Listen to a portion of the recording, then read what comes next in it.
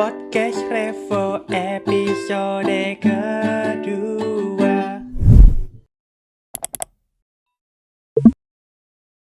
Shalom Revolution Youth, penonton-penonton yang sudah mengikuti kita dari video pertama ya, kita buat perkenalan Revo, lalu ada kita buat masukin podcast juga, agama dan sains itu 1 jam lebih itu ya. Tapi kalau ada teman-teman yang bisa ngikutin itu, kita sangat berterima kasih loh, luar biasa sekali teman-teman bisa bertahan sampai 1 jam. Yang mungkin teman-teman belum kenal, mungkin dari yang tahtanya paling bawah dulu kali ya, mungkin dari Stanley dulu, lalu nanti paling kastanya paling atas itu nanti di Jensen, yang ada Waisha, ada apa gitu kan.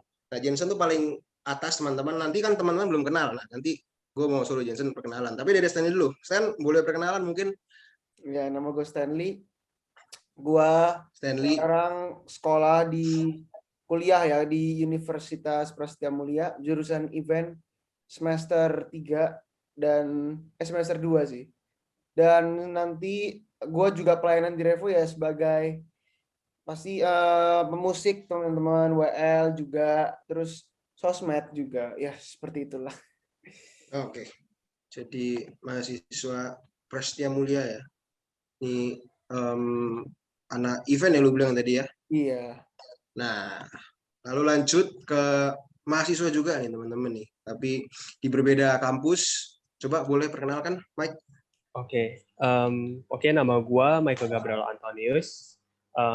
Gue mahasiswa juga, gue mahasiswa di satu sekolah tinggi namanya Trisakti School of Management, dan gue ambil jurusan manajemen di situ. Dan gue juga merupakan pelayan di Revo di dalam bidang musik dan juga di ya komunitas-komunitas pelayanan lainnya lah di Revo juga, gitu. Mungkin kalau teman-teman yang ikutin kita mungkin udah kenal ya, Michael, Stanley, gua. Nah ini nih yang sebenarnya ya video ini dibuat nih karena untuk dia ini spesial. Itu lihatnya ya backgroundnya aja tuh di Amerika atau di mana itu dadu-dadu gitu. Nah ini nih kastanya paling atas teman-teman nih. Nah boleh diperkenalkan mungkin Bapak Jensen, silakan Pak. Ya, nama gue Jensen Alden. Ya, gue bekerja di Joico ya sebagai kolektor gitu. Gue kerjanya ada di daerah PIK gitu. Ya, itu aja sih. Nah ini Jensen ini jadi mungkin berbeda. Kalau gue calon mahasiswa, Stanley Michael mahasiswa. Nah Jensen ini mungkin yang dalam bidang kerja nih. Jadi gue kenapa ngundang si Jensen, ngajak si Jensen, awalnya si Jensen kan nggak mau, teman-teman, dia merasa udahlah gue nggak usah lah, tapi gue pengen tahu sudut pandang dia gitu kan. Gue dari sebagai yang paling muda, lalu ada yang mahasiswa, dan Jensen yang ada berkecimpung di dunia kerja. Dan tema yang akan kita bicarakan hari ini yaitu, bisa ditebak mungkin gue kasih waktu 10 detik, nanti lu edit ya, 10, 9 gitu. Nah ini mungkin dari backgroundnya ini menurut teman-teman apa nih? Ada Michael kayak gini, gue kayak gini. 5, 4, 3, 2, 1. Oke. Teman-teman benar. Atau mungkin teman-teman salah. Tapi gue bisa lihat, gue bisa ramal dengan indera keenam gue. Ada kayak 5 orang itu yang jawab benar, lalu ada yang kayak 7,5 orang itu jawabnya salah. Nah, tepuk tangan buat 5 orang jawabnya benar. Ya, temanya itu adalah bosen baca Alkitab. Oke, ini maksudnya ini bosen baca Alkitab. Waduh, ini salah satu topik yang menurut gue bersama teman-teman sepakat mau topik ini karena menurut gue nih ini relevan gitu loh. Maksudnya relevan bagi kita anak muda, dan mungkin bagi generasi-generasi yang lebih tua pun juga gue yakin juga merasakan ini. Dan menurut gue ini penting untuk kita bicarakan, penting untuk kita ketahui bersama. Alkitab ini tuh sebenarnya apa sih? Alkitab ini kenapa kita yang katanya buku yang paling suci gitu kan, mungkin ya, kalau mungkin dari agama seberang bilang kitabnya malahan dari langit begitu kan, turun tuh diutus, cus, kalau buku itu turun. Kalau kita gak seajaib itu. Kita mungkin ditulis aja biasa. Tapi tetap buku Alkitab ini tuh apa maksudnya ditulis beribu-ribu tahun yang lalu, berbagai macam penulis dan segala macamnya, dan sampai di tangan kita. Dan yang katanya ini bukunya orang Kristen, bukunya kehidupan, tapi kok pas dibaca itu bosen gitu loh. Lebih baik berdiam diri lah, lebih baik berdiam diri tidur daripada baca gitu kan. Baca apalagi pas baca bilangan, pas baca imamat tuh yang isinya tuh kainnya terbuat dari kain kerimisi begini-begini, jumlahnya ini 377, sekian juta, begitu banyak. Dan ini tuh kita alami bersama yang sudah Kristen bertahun-tahun pun juga kadang itu juga menimbulkan satu keresahan, aduh bosen baca Alkitab. Nah, mungkin teman-teman dari Stanley Michael Jensen, mungkin gue naik ke Michael dulu kali ya. Nah, Mike, lu pengalaman lu baca Alkitab nih, selama lu mungkin beberapa tahun lu membaca Alkitab, apakah lu juga mengalami pengalaman yang sama? Lu juga merasa bosan juga dalam baca Alkitab? Oh, kalau pertanyaannya itu ya tentu pernah sih. Ya pas pertama kali kita belajar Alkitab ya pasti bosan gitu. Karena apa? Karena Alkitab itu menurut gua adalah hal yang cukup berat. Apalagi dulu gue juga belum mengerti Alkitab gitu. Ketika baca kayak aduh kok nggak ngerti ya, mendingan gue baca novel, mendingan gue baca manga gitu-gitu kan, orang pasti kayak gitu.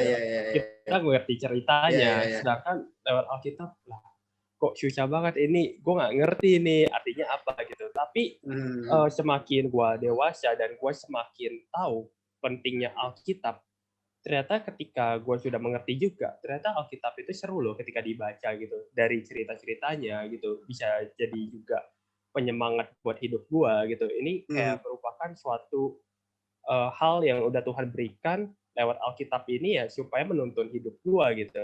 Dan ketika baca Alkitab, oh ternyata seru juga. Ternyata dulu itu ya gue bosen ya mungkin karena gue nggak ngerti gitu kondisinya gitu kan. Tapi sekarang ketika udah mengerti, oh ternyata baca Alkitab itu seseru itu juga loh. Bukannya apa ya, jadikan kita bosan atau apa, tapi seru juga gitu loh. Itu sih pengalaman gue kalau dari gue sendiri ya. Dari gue belum mengenal sampai sekarang ya tentu perbedaannya di situ sih.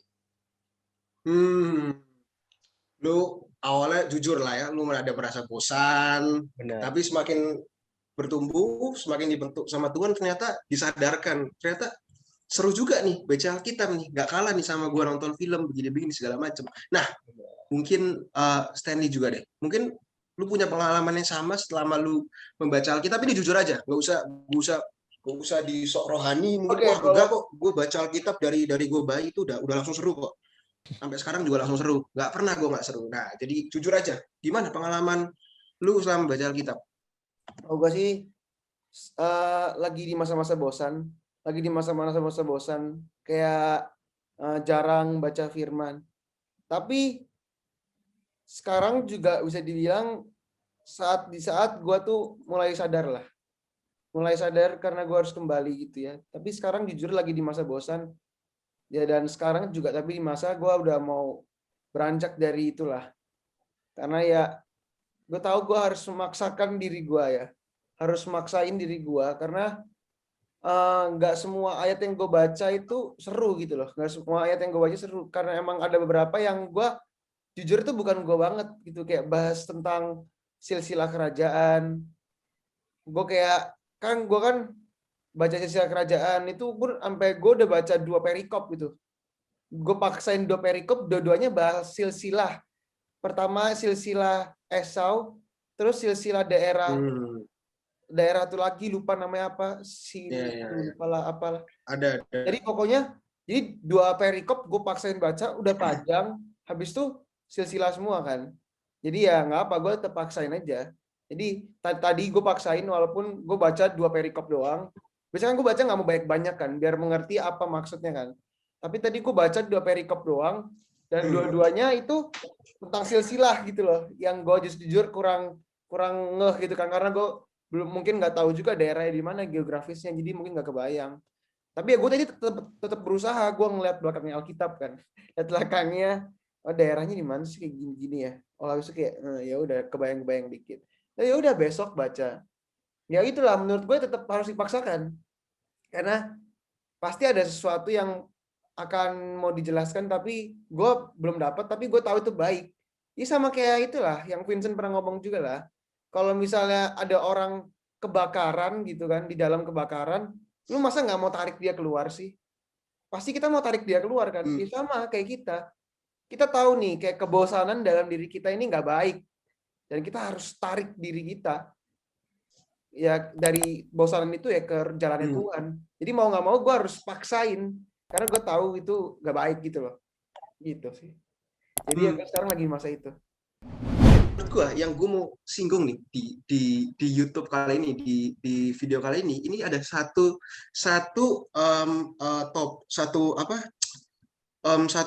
sudut pandang yang mungkin jarang dibahas. Gue dapat ini di teologi. Ini gue teologi itu satu YouTube ya teman-teman, satu YouTube tentang teologi. Tapi ini satu sudut pandang yang menurut gue bisa nih dibagikan ke teman-teman, yaitu Alkitab sebagai buku cerita, Alkitab sebagai novel gitu. Coki Pardede ya teman-teman tahu Coki Pardede itu salah satu YouTuber yang terkenal, YouTuber orang stand up komedian segala macam, sekarang sama ternyata Muslim itu. Nah dia tuh pernah diundang ke sana. Nah dia kan agnostik ya, agnostik itu kan nggak percaya sama segala macam agama, tapi dia cuma tahu ya sudah ada Tuhan lah gitu lah, tapi nggak tahu Tuhan yang mana. Nah dia itu ditanya ketika baca Alkitab itu tuh apa gitu kan ditanya kan sama narasumbernya, lu ketika baca Alkitab sebagai agnostik atau mungkin ateis itu lu nganggapnya tuh gimana, atau lu gimana cara bacanya.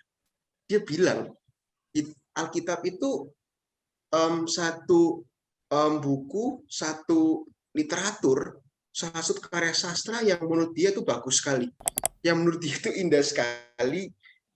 Menurut dia ini seperti novel yang bahkan itu ceritanya itu mengalahkan semua cerita yang pernah dia baca, Harry Potter, Lord of the Rings segala macam. Katanya ini tuh cerita yang bagus banget. Nah, gue mau nanya Jensen nih. Jen, lu sebagai nah Jensen ini dia suka nonton anime teman-teman. Kayak gue juga sih. Tapi Jensen ini lebih sering, dia lebih banyak, dia referensi nonton anime lebih banyak. Atau sebutannya yaitu WIBU, ya Wibu. Mana gitu. Nah, menurut tuh Jen, lu sebagai orang yang suka nonton anime, lu tahu cerita-cerita di anime yang lu nonton, dan lu coba lu bandingkan dengan cerita di Alkitab, menurut lu gimana? Apakah sebenarnya cerita di Alkitab itu, ini jujur aja ya, dari pandangan lu ya, apakah menurut lu sebenarnya ketika lu nonton anime itu kerasa tuh kayak lebih dapet rasa serunya itu dibandingkan cerita-cerita di Alkitab itu yang nggak seru sama sekali gitu. Nah, menurut lu gimana Jen? Gimana ya? Mungkin gue gimana ya? Gue susah menjelaskannya sih ya. Ini tergantung selera mungkin ya, selera masing-masing orang. Kalau dari selera gue itu dari baca Alkitab atau nonton anime atau baca manga gitu ya. Gue lebih suka baca manga karena ada alasannya. Gambar. Gue tuh tipe orang yang nggak suka baca tulisan doang gitu, harus ada gambarnya. Mungkin itu yang bikin gue makin minat gitu, meminati mendalami hal tersebut gitu. Jadi kalau cuma tulisan gitu gue suka bosen gitu. Maksudnya kadang juga nggak terbayangkan seperti apa gitu penampakannya. Itu sih. Oh ya, itu masuk akal sih ya, kayak karena lu baca webtoon, lu baca manga, lu baca manhwa itu kan ada visualisasinya ya, ada gambarnya gitu. Nah, tapi Jen, itu kan kalau dari situnya tuh. Nah, kalau misalkan dari sisi ceritanya. Nah, menurut lu ceritanya itu tuh ini dari ceritanya doang ya, dari alur ceritanya ya. Lu ketika nonton anime, ketika baca manga. Nah, sama kalau misalkan dibandingkan dengan cerita di Alkitab. Nah, ini jujur nih, menurut lu tuh gimana? Menurut gua cerita dalam Alkitab itu gimana ya? Gak menakjubkan gitu loh. Ya. Terlalu gimana ya? Gak bisa diungkapkan gitu loh. Hmm. Ya gimana ya? Nggak terbayang aja sih. Kalau cerita di Alkitab lu bilang menakjubkan. Kalau cerita di anime yang lu nonton itu, cerita di manga dan segala macam ya. Eh, beragam sih ya. Nggak, Hmm. ya. Ya Berarti kadang itu ada yang seru, menakjubkan kadang tuh, ada Jen. yang bosan juga ya. Berarti Ya. menakjubkan itu berarti kayak cerita Alkitab itu kayak lu nggak nyangka gitu bisa kayak gini gitu. Lebih lu nggak. Kalau di Alkitab Iya. itu dari awal sampai akhir tuh nyambung. Hmm. Kalau di Nah, anime-anime gitu, itu tuh nah. beragam yang kayak tadi gue bilang, macem-macem. Jadi acak gitu loh. Hmm. Oh, ada yang tiba-tiba maksudnya apa? Kalau Alkitab lu bilang itu dari alurnya misalkan dia dari dulu misalkan, terus alurnya maju gitu kan, maksudnya kayak maju terus. Nah kalau anime nanti ada yang dia mundur ke masa lalu, dia ada yang flashback gitu-gitu ya Jen ya. Ya kan soalnya kan gue nonton anime kan ganti-ganti ya. Jadi acak aja gitu. Oh ya oh ya ngerti. Hmm. Nah ini satu sisi yang dimana gue mau kasih tahu nih ke teman-teman nih, ke Michael, ke Stanley, ke Jensen dan ke semua teman-teman yang nonton. Alkitab itu tuh sebenarnya itu tuh di balik yang kita tahu, wah ini buku yang penuh dengan nilai-nilai, makna-makna. Alkitab ini satu buku novel yang paling paling apa namanya paling paling seru ceritanya ini gue bayangin ya, maksudnya cerita di Alkitab itu tuh cabang dari semua cerita-cerita yang ada di film, cerita-cerita yang ada di animasi, cerita-cerita yang ada di novel-novel, itu tuh cabangnya dari Alkitab. Setuju. Alkitab itu tuh buku yang paling tua, teman-teman. Itu buku yang paling tua, dia itu buku yang paling kuno. Ini sesuai dengan catatan-catatan para arkeolog-arkeolog yang sudah meneliti, dan mereka yang melihat bahwa Alkitab ini itu buku yang paling tua. Ini buku yang ditulis itu dari penulis ini, lalu mereka kasih berapa kilometer, dikasih lagi ke orang ini, ditulis lagi beratus-ratus tahun lagi, terus dikasih lagi, terus di zaman perjanjian baru lagi muncul lagi si Lukas segala macam, nulis, lalu ada Paulus segala macam. Jadi ini tuh itu tuh buku yang seperti itu, teman-teman. Itu buku yang begitu ajaib, yang pembuatannya itu sebegitu mukjizatnya gitu. Bagaimana dikirimnya dan lalu bisa sampai beribu-ribu tahun, lamanya itu sampai di kita sekarang ini, di tangan kita sampai sekarang ini. Dan buku yang sama itu ya, itu tuh punya cerita yang bagus loh. Itu punya cerita yang bagus. Um, um, Coba teman-teman bayangin lah, atau mungkin gue nanya Jensen lagi deh, cerita di Alkitab tuh ya Jen ya, menurut gue gak ada kayak apa, maksudnya konsep cerita yang kayak di Alkitab itu yang digunakan sama, maksudnya sama kayak film-film, sama kayak animasi-animasi, sama ya pokoknya segala macam film. Menurut gue ya Jen, konsep cerita di Alkitab, gue kan juga nonton anime berapa ya, konsep cerita di Alkitab itu seru banget loh. Lu bayangin lah, ada awal pada mulanya itu diciptakan dunia bumi, diciptakan ada jadi ibarat kan kalau misalkan lu di anime kayak apa lah, kayak siapa nih, satu pertama nih orang yang paling jago lah, orang yang paling penguasa dia, Eren Yeager mah cupu, enggak lah, misalkan lebih hebat lagi lah, pokoknya siapa lah, dia menciptakan begini, lalu dia itu pokoknya tuh dia tuh melebihi batas daripada segala yang dia ciptakan lah. Dia tuh paling tidak terbatas. Dia menciptakan dunia, dia ciptakan begini-begini segala macam. Lalu dari sana itu dia muncullah suatu kehidupan baru. Kehidupan baru itu tuh maju-maju terus, berbagai macam kejadian dialami, banyak peraturan yang dibuat sampai akhirnya kehidupan baru itu beranak, punya banyak lagi kehidupan yang lain. Lalu di masing-masing anaknya itu tuh punya kisah-kisahnya sendiri. Ada yang kisah perselingkuhan, ada yang kisah tembak-tembakan cewek, ada yang kisah yang nunggu 7 tahun nggak dikasih terus ceweknya pun segala macam. banyak banget. Terus dari sana tumbuh lagi apa banyak anak-anaknya, dari sana banyak kerajaan timbul ya kan. Gue kalau bayangin film-film ya, itu kayak misalkan teman nonton Game of Thrones atau teman-teman nonton suka film-film kerajaan, itu gue bayangin di Alkitab tuh kayak gitu. Jadi maksudnya kayak timbul kerajaan sini, kerajaan Israel, kerajaan Mesir, kerajaan Sodom, itu misalkan yang jahat Sodom dan Gomora, ini yang yang antagonisnya. Lalu ada muncul lagi juga kerajaan muncul Di dari Alkitab sana. itu juga banyak Easter egg-nya, makanya itu harus diteliti. Nanti ini gue dari ceritanya dulu nih. Dari situ gue bayangin, buset, ada kerajaan ini, terus kerajaan ini sama kerajaan ini mulai perang ya kan. Ini mulai perang, lalu ada yang mengkhianati ini ada yang mengkhianati, lalu yang ini mengutus satu pengutus ya kan, satu nabi gitu kan. Mungkin gue bayangin ya, kalau di film-film dia ya diutus satu orang spesial untuk menawarkan ini begini, lalu ada yang kabur ke sini ya kan, ada yang dipindahin ke sini, perang-perangan, ada yang lalu ada satu penyelamat gitu kan, ibaratnya satu penyelamat mengutus orang-orang yang ada di sana yang ditawan, ayo kita bareng jalan kabur, pakai tongkat, angkat, lautan kebelah, lalu ada tiang awan, tiang api, ada api kebakar, lalu ada yang ngadu Tuhan. Coba mana katanya Tuhan lu yang paling gede? Mana enggak, Tuhan gue yang paling gede. Ngadu. Jadi ngadu penguasa. Mana penguasa lu? Mana bos lu gitu kan? Mana bos lu? Bos lu katanya level lu yang paling gede segala macam. Ngadu. Ada yang ngadu begitu.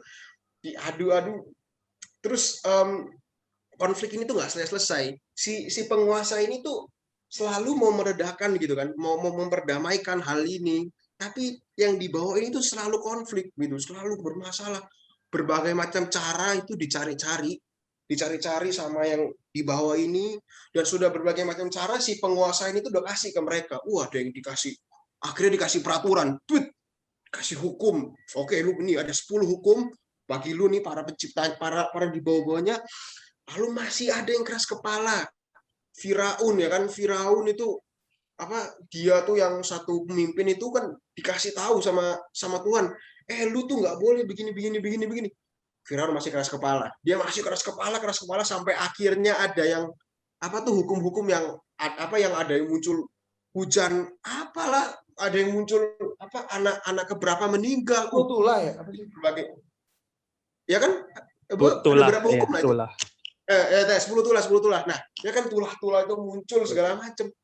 Wah, ini gue kalau ceritain ini gue nggak habis-habis. Terus di sana itu kan konfliknya itu nggak selesai. Si penciptanya pun udah kasih berbagai macam cara. Ini berkorbankan ini untuk ritual ini, nggak selesai sampai pada akhirnya masuk gitu chapter baru.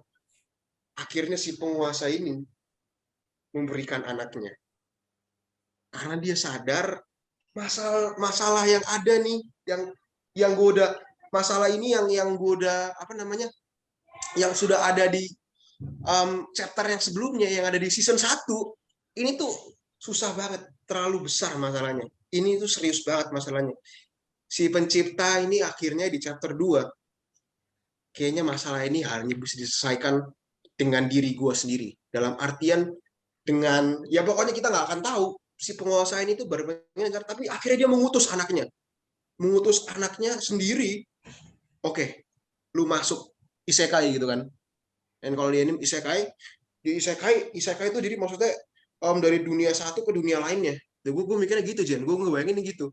Jadi mengutus satu pahlawan yang sebenarnya jago banget, yang OP banget pahlawannya. Tapi dia tuh memilih untuk tidak menunjukkan kekuatannya. Ada kan banyak kan anime kayak begitu kan. Orangnya udah OP banget, orangnya ini udah hebat banget, cuma udah kayaknya biasa-biasa aja segala macam. Tapi ini si orang ini tuh pahlawan yang OP banget, yang jago banget, cuma bahkan bukan biasa-biasa aja, dia malah pengen merendah. Dia yang sebagai orang yang paling atas, yang anaknya si penguasa nih, anaknya yang ciptain ini dunia segala macam, dia diutus ke dunia itu, dunia ciptaan bokapnya, tapi dia milih enggak, gue mau biasa aja, gue mau merendah. Di situ Loki Loki. Oh, iya, Loki bener-bener. Di situ, apa si pahlawan ini, dia punya bapak dan ibu, bapak ibunya pun tiba-tiba melahirkan si anak ini, lalu anak ini lahir di kandang domba dan segala macamnya, dan akhirnya si anak ini, si pahlawan ini tuh banyak dia masuk apa cerita-ceritanya, dia melakukan banyak mukjizat segala macam, banyak hal-hal yang tidak bisa dipikirkan oleh orang-orang sekitarnya. Wah, dikira orang ini tuh apa, dan di sana pun juga ada pihak-pihak yang membenci dia, pihak-pihak yang menganggap si pahlawan ini itu tuh sebagai setan gitu. Maksudnya orang ini tuh bukan orang yang benar. Orang ini tuh pakai kekuatan setan, dia bisa ngelakuin kayak gitu-gitu tuh.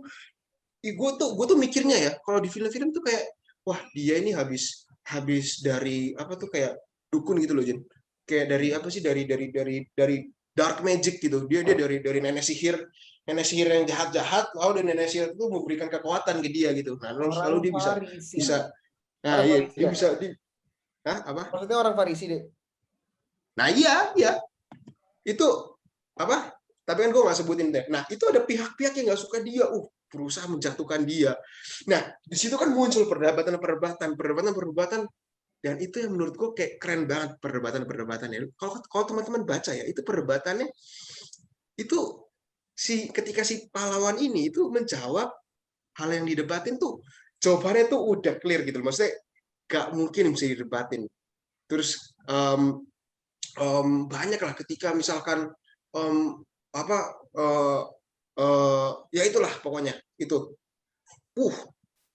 sampai muncul beberapa tahun lamanya dia hidup di bumi, lalu di akhir hidupnya dia dikorbankan, akhirnya dia mati, tapi itulah satu-satunya cara yang memang bapaknya utus ke dia ke dalam bumi. Bapaknya tahu bahwa anaknya mungkin di dunia ini nih mungkin akan dicerca, dihina, tetapi bapaknya juga tahu bahwa itu satu-satunya cara bahwa masalah yang selama ini berepisode ini tuh nggak selesai.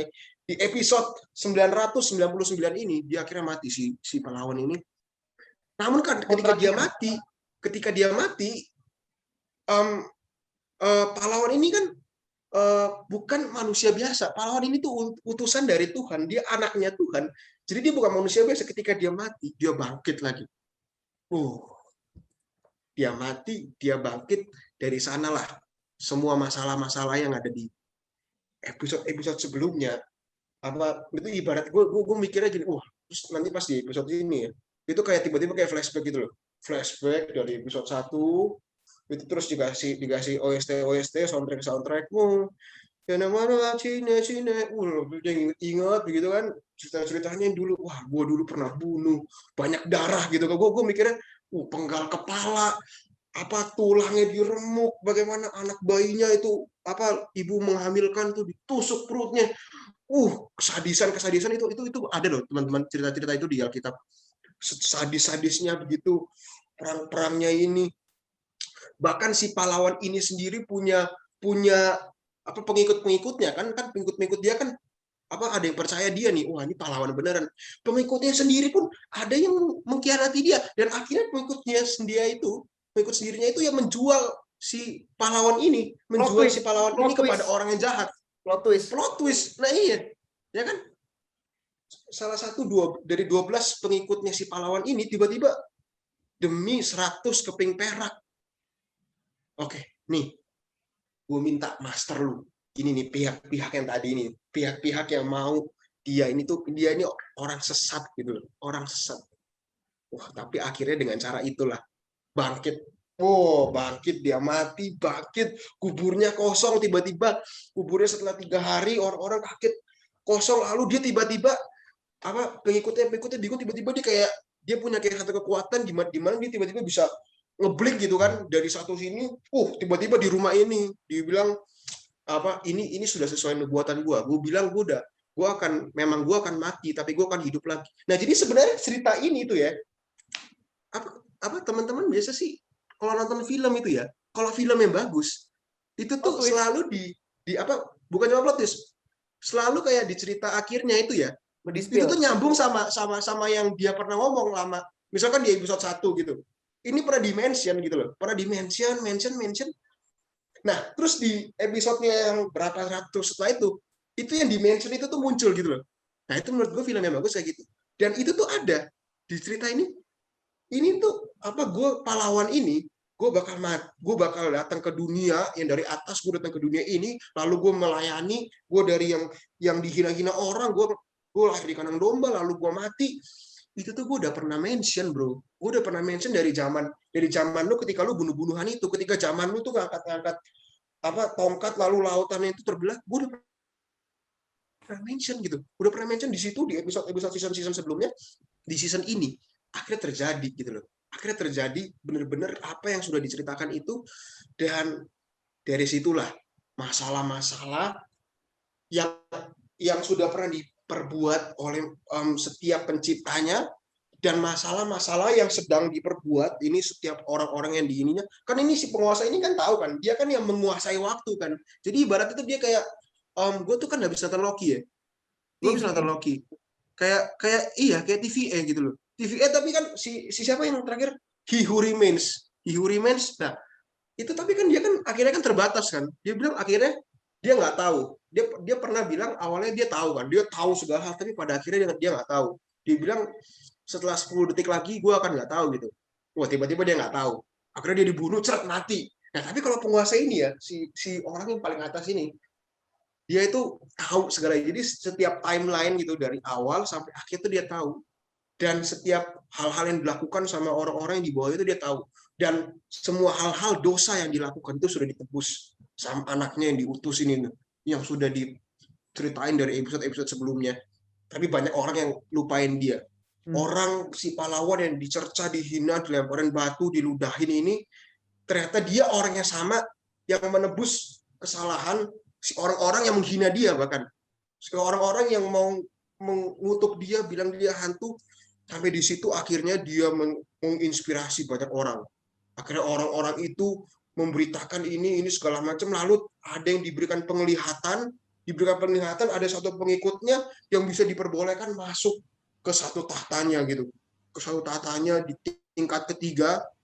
Jadi ini Alkitab ini juga ada yang berfantasi loh, maksudnya dalam artian ini imajinasi kita dipermainkan juga.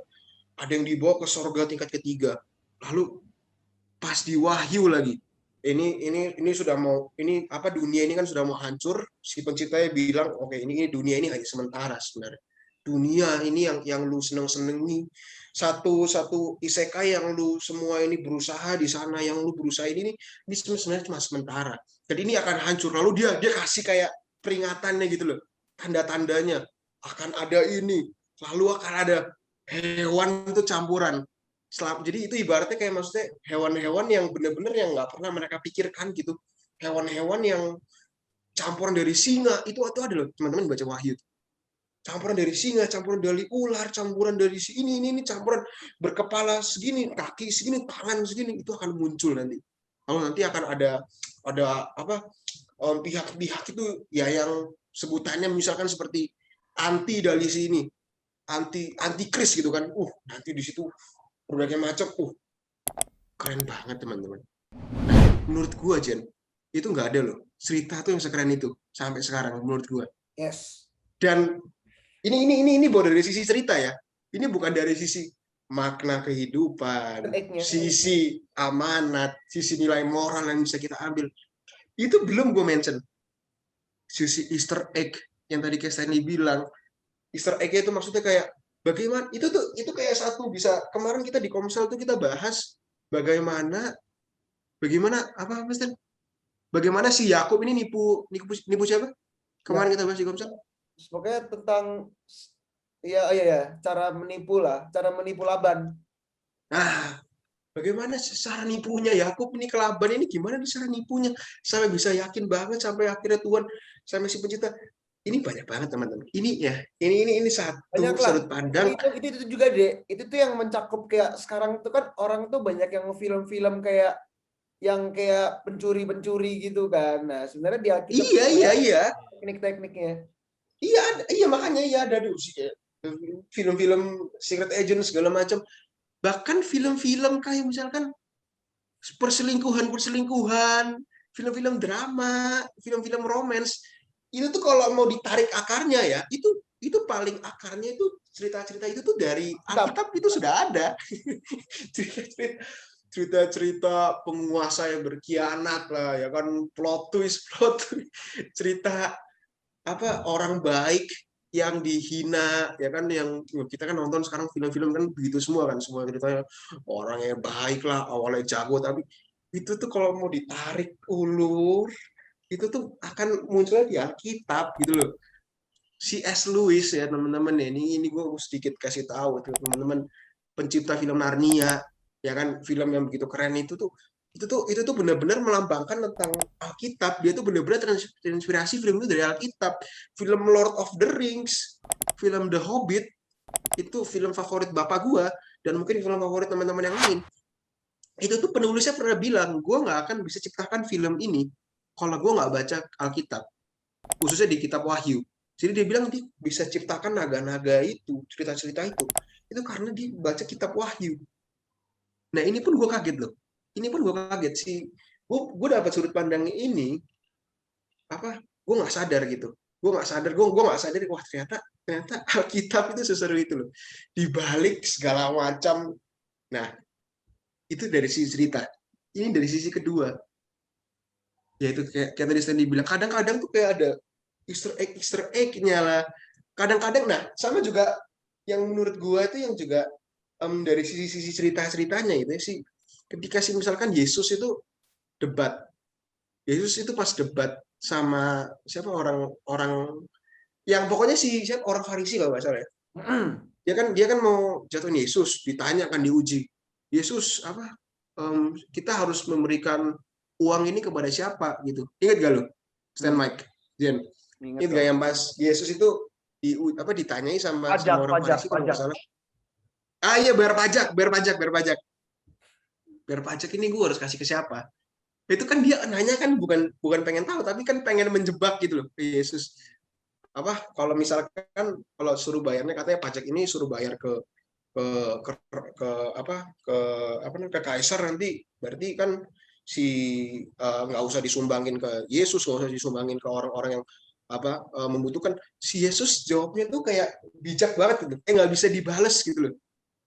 Coba teman-teman pikirin, si Yesus jawab gini, itu coba di uang lu itu ada gambar apa? Ada gambarnya siapa? Gambarnya Kaisar. Ya sudah, Yesus bilang apa yang kamu punya kewajiban untuk bayar ke Kaisar, ya kamu bayar ke Kaisar. Dan lalu untuk yang kepada orang yang membutuhkan, ya kamu berikan kepada orang yang membutuhkan. Langsung itu orang Farisi itu diem, teman-teman. Itu nggak bisa didebatin lagi. Itu yang si Coki Pardede bilang kayak gitu. Dia takjub dari Alkitab itu, katanya si perdebatan Yesus ini. Perdebatan Yesus yang di luar logika, ya kan ketika tiba-tiba ya sudah, coba yang pada ngelemparin pada ngata-ngatain yang perempuan berzina itu mau dilemparin batu segala macam, terus Yesus ini bilang, coba salah satu daripada kamu yang nggak berdosa, coba boleh lempar batunya deh. Ya, tiba-tiba nggak ada yang lempar batu, tiba-tiba diem karena sadar mereka semua juga berdosa begitu. Itu tuh satu jadi tadi kalau dari sisi cerita ya. Nah ini kalau dari sisi nilai-nilai kehidupan itu banyak banget gitu yang bisa didapatkan dari Alkitab ini. Nah kalau gua atau mungkin teman-teman kekristenan yang lain seperti Michael tadi cerita, Stanley cerita, Jensen juga tadi ada sharing, mungkin kita ini seringnya ngelihat dari situ ya. Kita ngelihat dari sisi oke lah, banyak nilai-nilai kehidupan, nilai-nilai moral dan segala macamnya, tapi kita lupa kadang-kadang. Ini boleh nih, kita kadang-kadang, walaupun kita percaya Alkitab ini tuh buku yang maksudnya buku teladan kehidupan kita, buku yang menjadi pedoman kehidupan kita.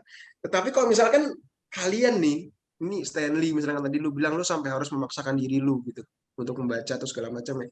Coba lu inget-inget lah, lu terus bagi Jensen juga nih, yang mungkin lu struggle baca Alkitab, lu coba aja nih, lu baca itu lu sambil bayangin, wah ini pasti Musa ini pas lagi jalan ini capek-capek, lalu tiba-tiba mereka ngangkat Musa karena gue lagi nggak di masa itu, gue lagi nggak di masa cerita-cerita besar itu, di mana gue masih di awal-awal loh, itu kayak masih, makanya itu kan ada kan kayak belum pada tahu kan, Michael juga pernah cerita kan, kayak atau nggak Vincent juga, itu ngapain itu kan, ukuran ini, ukuran itu kan. Nah, jadi kayak lagi di masa itu loh. Itu tuh kalau di film itu di masa kayak lagi, aduh itu kayak dokumen, aduh gue kurang tahu ya, itu kayak ngomongnya itu Iya, iya. belum dapat Iya, lah. ya, benar-benar. Tapi sebenarnya benar. Sebenarnya ada beberapa Iya. ini kan Nggak beberapa, gue banyak tarik juga sebenarnya. secara garis besar lah. Gue cari secara, kan gue tadi kan cerita itu kan secara garis besar. Nah, tapi kalau misalkan apa kita baca itu benar-benar akan ada saat-saatnya itu ya kita bingung. Misalkan nama-nama terlalu banyak, bilangan terlalu banyak, itu gue nggak bisa pungkiri itu nggak bisa di gue pura-pura bilang oh itu seru banget, nggak, gue nggak bisa ngomong kayak gitu. Gue tetap jujur, itu kadang-kadang memang agak melelahkan, tetapi kan tadi gue ngomong itu garis besarnya. Nah, jadi mungkin teman-teman kalau misalkan struggle ketika membaca Alkitab ini, teman-teman sabar aja dulu. Ini ya ibaratnya kayak apa sih, paksain aja dulu. story apa namanya, pengembangan ceritanya gitu loh, pengembangan dulu. Itu misalkan bilangan itu kan, tapi sebenarnya itu berguna. Itu kalau, nah ini sebagai bantuan juga nih kepada Michael, Jensen, Stanley, itu siapapun atau teman-teman yang nonton.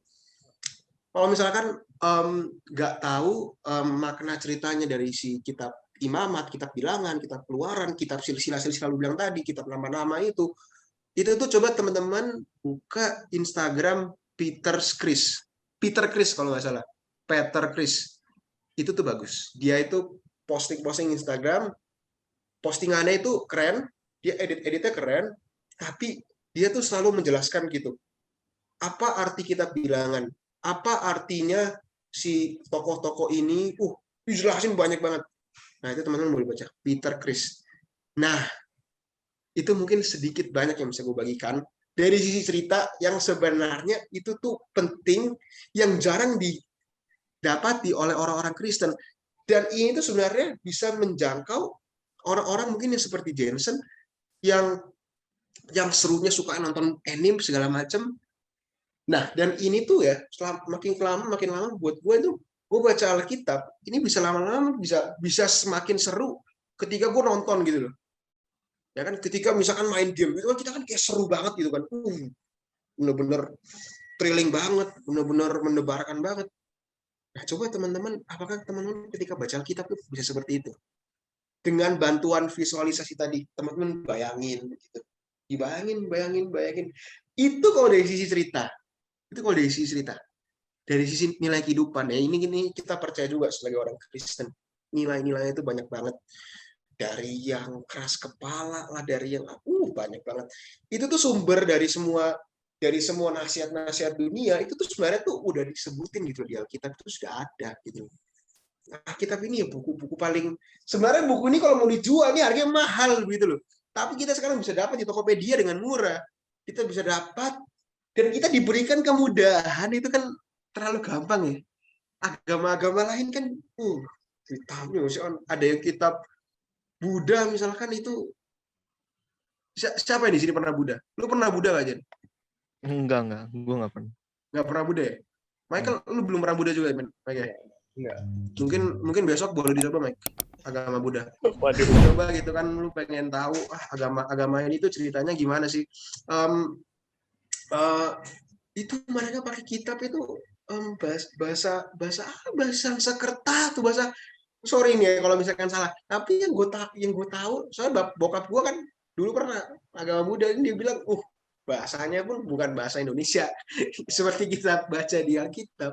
Begitu juga agama yang lain ya kan, pakai bahasa Arab gitu. Gue dalam hati sih gue bersyukur banget loh, kita punya Alkitab bahasa Indonesia yang catatan manuskripnya itu, maksudnya catatan sejarahnya ini bukan cerita fiksi. Walaupun tadi gue ceritain itu kayak cerita fiksi ya, tadi gue cerita itu gue cerita kayak cerita anime, ya kan? Gue cerita itu kalau gue ngomong kata Alkitab, itu mungkin teman-teman kira itu cerita Hollywood kali tadi gue cerita itu.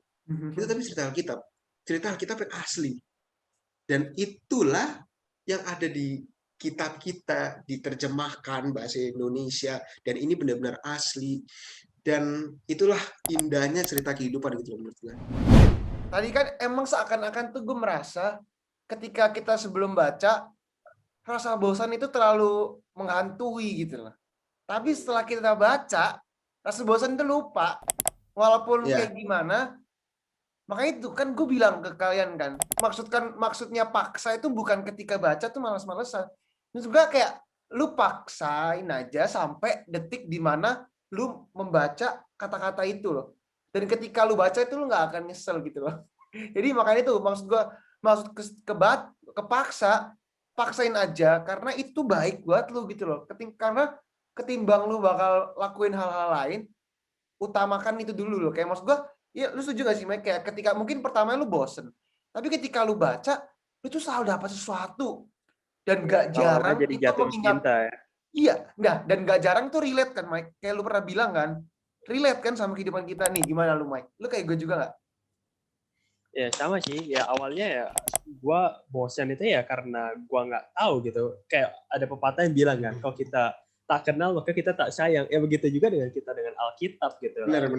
Ketika kita Setuju. tahu Alkitab ya udah kita rasa aduh ngebosan nih, tapi ketika kita udah mengerti, kita udah mendalami Alkitab lama-lama, wah kayaknya kalau sehari nggak satu tuh kayak ada yang kurang gitu. Ya kan kalian pasti juga ngalamin Setuju. gitu. Setuju. Ya. Gue mungkin kalau bisa kalimatin, kalau pakai kata Stanley, lu bilang kan paksain kan. Gue mungkin kalimatin gini. Paksain baca Alkitab sampai hal itu bukan jadi terpaksa. Ngerti nggak maksudnya? Paksain aja. Kalau lu bilang lu mau paksain, oke, fine. Paksain lu baca Alkitab sampai hal itu bukan jadi hal yang terpaksa gitu loh. Sampai pada akhirnya, wah lu pengen baca ini. Karena nah ini gue mulai ke sudut pandang yang berbeda, yaitu nilai-nilai di Alkitab. Nilai-nilai kehidupan di Alkitab. Ini ajaib. Satu orang baca Alkitab itu tuh bisa punya arti yang berbeda-beda. Sesimpel misalkan Tuhan mengasihi kita. Itu tuh bisa gue nangkep beda. Michael bisa nangkep beda. Ini Michael juga pernah sharing ke gue. Ini satu perikop misalkan, satu ayat membaca. Ini tuh bisa dari berbeda-beda. Ya kan Mike ya? Iya. Lu pernah bilang kayak gitu. Ini dari kita baca. Sama misalkan orang yang pinter baca. Sama misalkan orang yang sudah lama banget Kristen tuh baca. Itu mereka bisa punya pandangan berbeda-beda. Sama mungkin misalnya ketika anak sekolah minggu baca, itu tuh bisa punya arti berbeda-beda. Ketika Jensen baca dari sudut pandangnya yang dengan begitu fantasinya yang begitu tinggi, dia baca, dia punya cerita yang berbeda. Nah Michael mungkin bisa bagikan, Mike, menurut lu gimana sih Mike cara-cara baca Alkitab itu dengan benar, cara-cara baca Alkitab sebagai kita misalkan mau berkomitmen, itu bagaimana cara-caranya Mike? Oke, sebenarnya kalau untuk cara baca Alkitab sendiri sebenarnya banyak ya. Dan setiap daripada kita pribadi juga mempunyai cara baca kita masing-masing gitu. Tapi ini gue ada pernah diajarin satu cara yang dimana menurut gue ini juga cukup oke gitu untuk kita praktekkan di dalam kita membaca Alkitab dan semakin kita mendalami Alkitab itu. Nama metodenya itu OIA. Ada yang kira-kira udah ada yang tahu teman-teman yang nonton ini? Ya pasti ya kalian juga pernah dengar ya, kemungkinan ada pernah dengar. OIA itu jadi kepanjangannya, O itu observasi, I itu interpretasi, dan A itu aplikasi. Jadi maksudnya apa sih? Jadi observasi adalah ketika baca Alkitab, kita berusaha untuk mengobservasi data-data yang bisa kita kumpulkan di dalam Alkitab itu.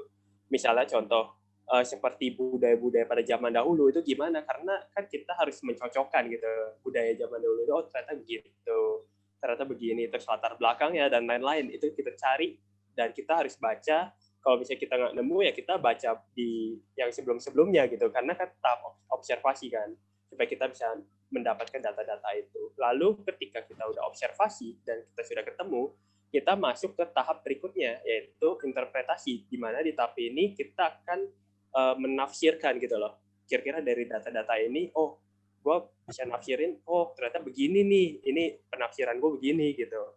Nah, terus lalu ketika kita sudah menafsirkan itu, ya langkah terakhir kita aplikasikan di dalam kehidupan kita. Begitu sih.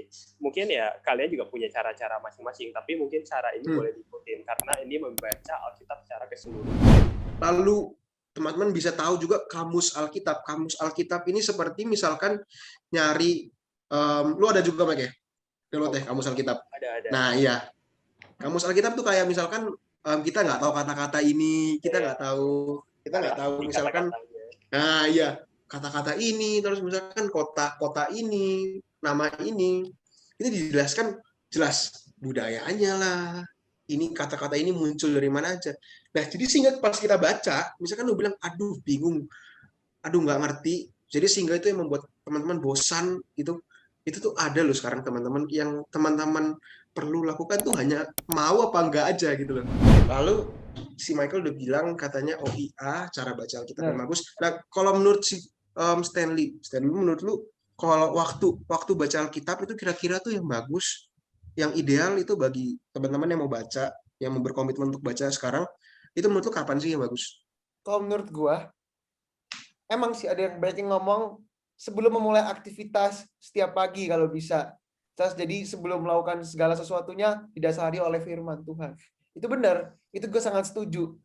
Tapi kadang-kadang itu gue kan apalagi belum ada lah yang namanya, gue belum punya yang kayak nggak tahu ya, gue merasa kayak kalau misalnya pagi itu masih terlalu ngantuk gitu, terlalu gue terlalu nggak bisa untuk menerapkan. Jujur gue juga secara nggak langsung selama ini gue menerapkan apa yang Michael bilang. Oh iya, gue suka mengobservasi. Jadi kalau misalnya terlalu pagi itu menurut gue terlalu itu kan, terlalu it's too early in the morning, kayak aduh masih mata gue sepet banget. Jadi kadang-kadang itu walaupun nggak pagi tapi setidaknya itu tetap di awal gitu loh.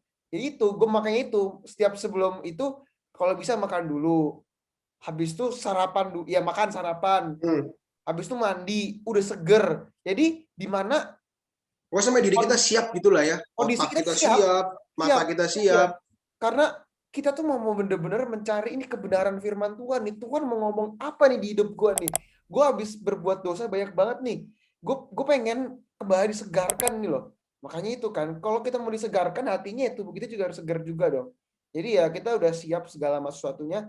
Nah baru kita baca lah tuh. Tapi ya kalau bisa secepat mungkin ya. Gue juga saranin sih secepat, maksudnya se-early mungkin lah dalam hari itu. Jangan terlalu malam karena nanti kalau mau diterapkannya gimana gitu loh. Kan kata Michael kan OIA, ada aplikasi. Aplikasinya di mana gitu kan. Kalau gue kan lebih pagi.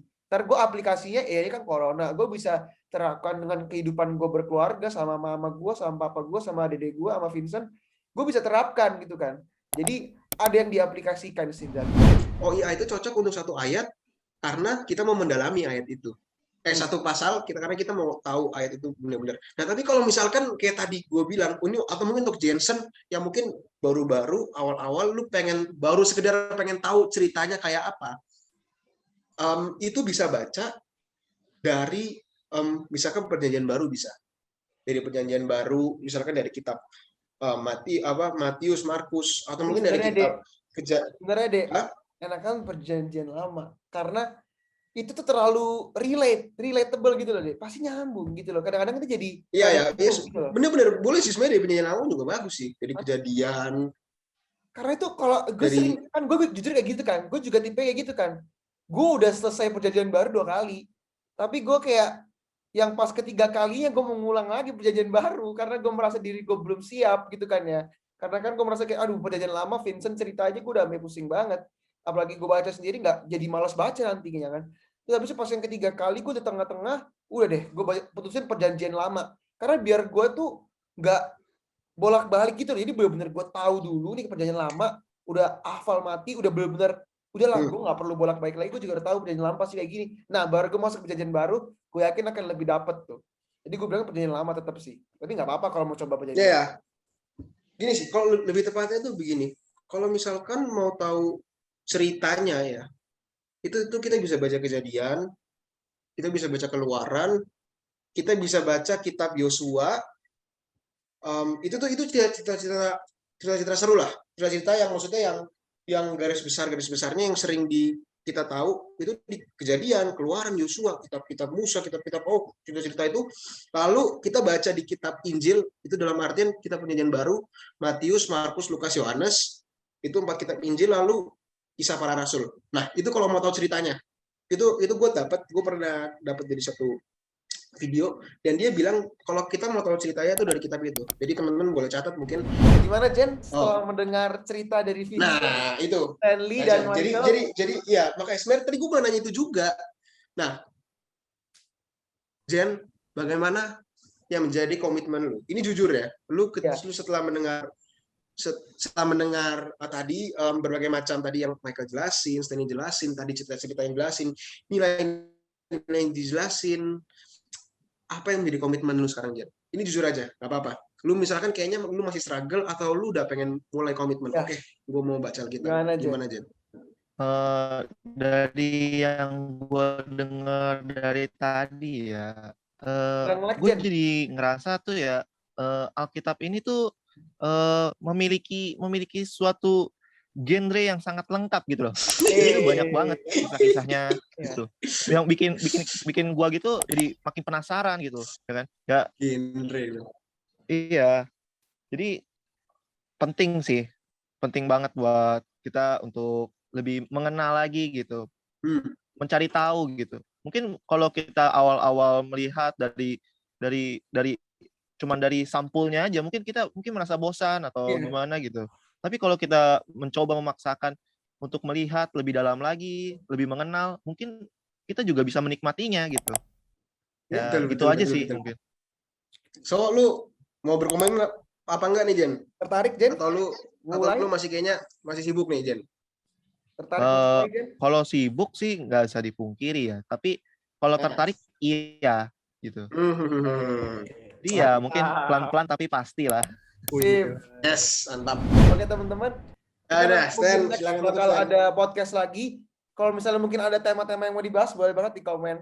Terus kalau misalnya merasa video ini bisa ceritain gitu tentang firman secara singkat ke teman-temannya, boleh nih video ini di-share ke teman-teman yang belum tahu tentang Alkitab tuh kan. Biar nanti teman-teman bisa tahu tuh secara singkat lah Alkitab tuh kayak gimana. Nah, oke teman-teman, see you di next podcast. Bye.